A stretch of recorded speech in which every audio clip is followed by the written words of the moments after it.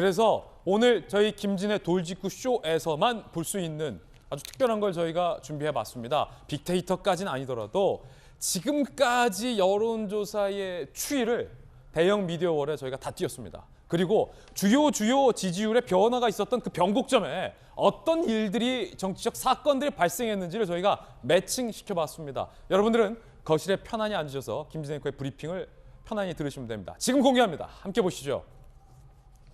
자, 이렇게 요거는 저희가 좀 공을 들여봤는데 대선 후보가 확정되기 전부터 여론조사 공표 금지 기간까지 전 기간을 총망라했습니다. 제 두 팔로도 다가 커버가 안 됩니다. 끝으로 좀 이동하겠습니다. 자, 보시면 11월 첫째 주입니다. 빨간 게 윤석열 후보, 파란 게 이재명 후보인데 이 11월 첫째 주, 지난해 11월 첫째 주 윤석열 후보의 지지율이 24%, 이재명 후보의 지지율이 26%였습니다.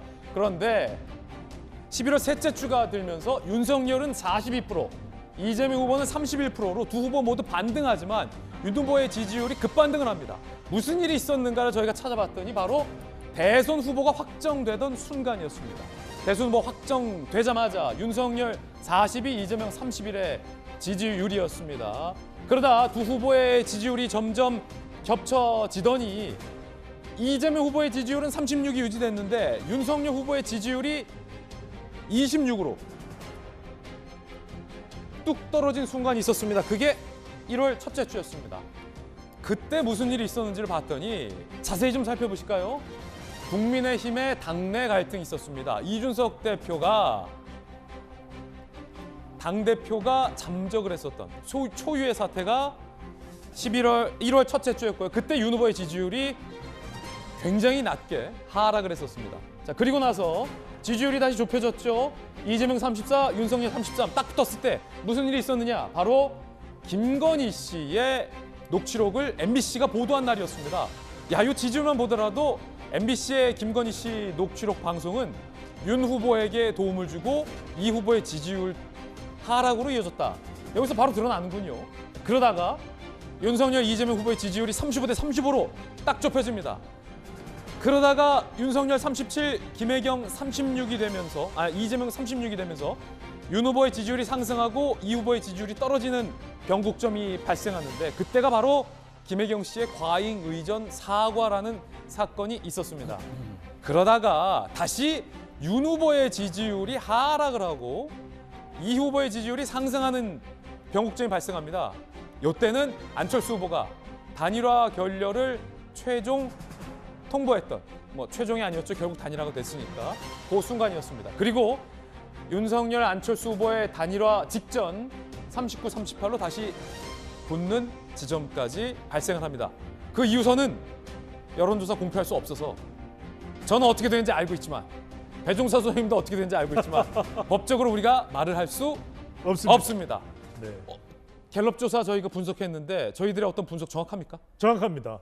그러니까 이게 대선 판세가요. 11월 5일 윤석열 후보가 국민의힘 대선 후보가 되고 대진표가 결정되고 난 이후에 4명의 사람만 생각하면 됩니다. 이준석, 김건희, 김혜경, 안철수 순으로 지지율이 바뀌어요. 그러네요. 그러니까 이준석 1차 파동, 윤 후보 지지율 내려가요. 그다음에 이준석 국민의힘 대표 2차 파동, 지지율 또 내려가요. 그래서 1월 6일 가까스로 봉합이 됩니다. 그런데 배우자 김건희 씨 의혹이 불거집니다. 자, 1월 16일 날 MBC 스트레이트 뉴스를 통해서 보도가 돼요. 그런데 아킬레스 건 치명적인 타격을 줄 것이라고 하는 윤석열 후보 지지율 타격을 줄 것은 예상과는 달리 지지율이 올라갑니다. 자, 설명절 전후 2월 9일 자, 이재명 후보의 배우자 김혜경 씨가 사과 기자회견을 합니다. 이때 지지율 주춤합니다.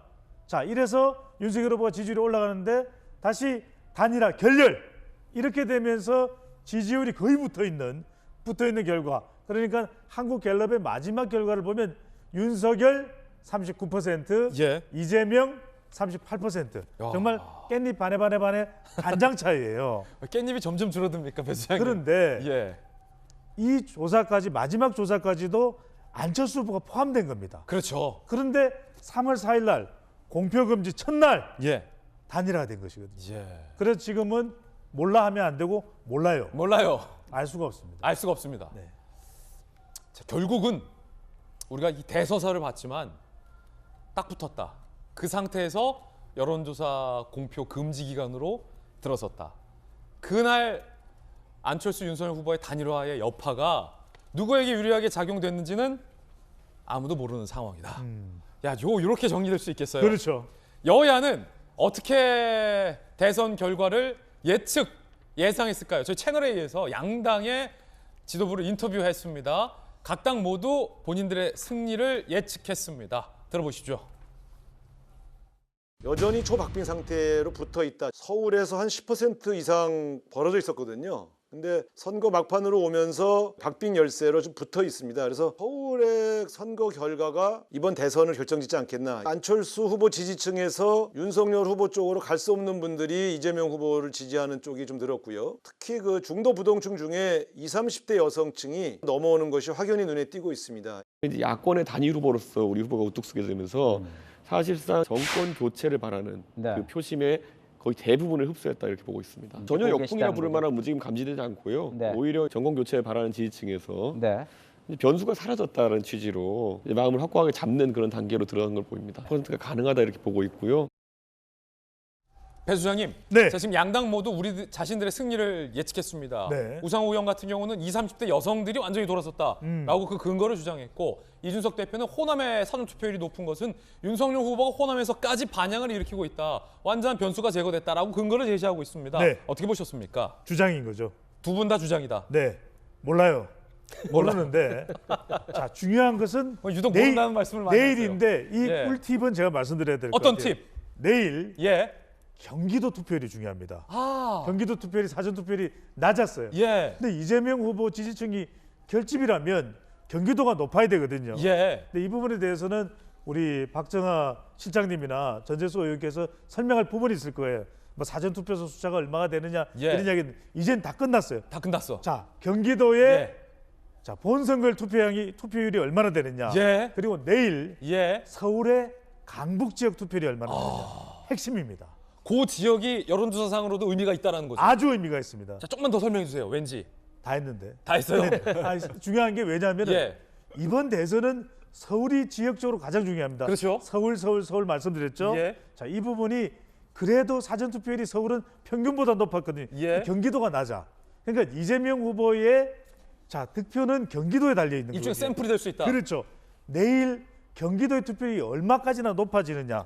특히 안양, 강명, 시흥, 하남, 또 고양, 수원 이 예. 지역이 중요합니다. 이 지역의 투표를 보시면 대체로 이 개표가 된다 하더라도 3월 10일 정오까지 가야 될 수도 있어요. 그래서 내일 서울 강북과 경기도, 자, 서울에 인접한 인구 밀도가 높은 수원, 강명, 시흥, 하남, 고양, 네, 여기 투표를 봐야 됩니다. 예. 상당한 꿀팁까지 오늘 배종찬 소장님의 흥미로운 꿀팁까지 들어봤습니다.